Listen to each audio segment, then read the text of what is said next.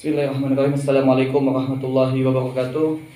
Alhamdulillahirabbil alamin. Senang sekali pada kesempatan malam hari ini saya Rian Kemas kembali mengundang salah satu ustadz untuk menjawab pertanyaan-pertanyaan yang sudah dilontarkan oleh teman-teman baik secara langsung melalui WA, IG atau Instagram. Alhamdulillah malam ini kita ditemani oleh Al-Ustadz Habib Muhammad Bagir bin Najib Asgaf. Assalamualaikum Ustaz. Waalaikumsalam warahmatullahi wabarakatuh. Ini ada pertanyaan Ustaz dari teman-teman yang bertanya langsung Ustaz tentang wudhu Ustaz. Oke. Apa hukumnya berwudhu tapi rambut menggunakan minyak rambut? Itu sah atau tidak wudhunya Ustaz? Oke, baik. Bismillahirrahmanirrahim. Alhamdulillah wassalatu wassalamu ala Rasulillah Sayyidina Muhammad bin Abdullah wa ala alihi wasallam. Baiklah, langsung saja kita jawab ya. Jadi berwudhu dengan dalam kondisi rambut masih menggunakan minyak rambut ya. Baik.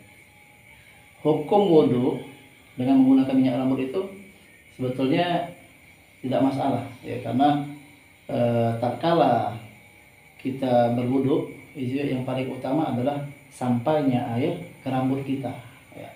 Jadi tatkala air itu sudah sampai ke rambut kita ya, dengan misalnya kita basahkan ya rambut kita basahkan dan udah basah, maka dia cukup ya, karena pomade itu dia tidak sampai menutupi pori-pori rambut. Beda dengan misalnya cat rambut. Nah, kalau dia dengan cat rambut apa namanya itu pikok. Ya. Nah, kalau pakai pikok itu kalau pikoknya mengandung minyak yang dia bisa menutupi seperti cat gitu ya, yang tidak mudah hilang, nah, berarti dia itu menutupi pori-pori rambut. Nah, itu ditakutkan ketika pori-pori rambut tersebut tertutup, maka dia tidak sah wudhunya, tidak sah juga mandi wajibnya. Jadi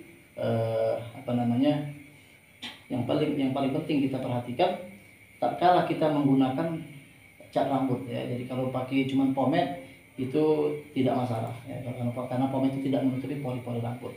Adapun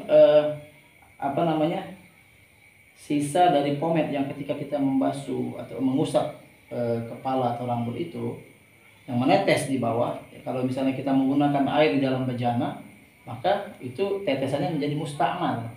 Nah, tetesan air yang sisa kita mengusap rambut itu menjadi mustakmal. Tapi itu pun sangat sedikit sekali ya biasanya, karena kan rambut itu bukan kita cuci ya. Jadi yang perlu juga kita perhatikan, tatkala kita mengusap bagian kepala atau rambut itu ya, itu cukup diusap saja, jadi bukan membasahkan. Ada orang itu mungkin sampai dia menyiram ya, atau sampai di keran itu kepalanya dibasahin semua rambutnya. Iya, ada dimasukin ke dalam air. Nah itu tidak diwajibkan seperti itu. Jadi khusus rambut dia hanya mengusap saja. Jadi kepala atau rambut itu hanya diusap saja. Jadi jawabannya berarti tidak wudhunya tetap sah ya. Jadi wudhunya sah dengan menggunakan pomade itu. Jadi kalau rambut diwarnai pakai pikok? Nah, kalau rambut yang diwarnai pakai pikok itu kita lihat pewarnanya dari zat apa. Kalau dia dari sesuatu yang mudah hilang ya, seperti misalnya kayak pacar, henna gitu ya. Nah ini dia sesuatu yang mudah hilang, itu biasanya dia tidak menutupi pori-pori rambut.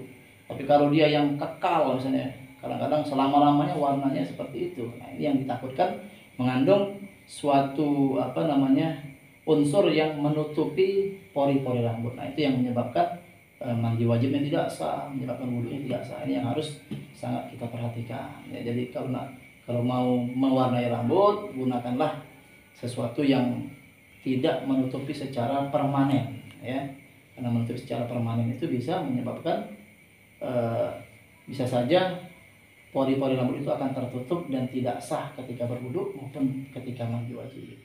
Wallahu a'lam.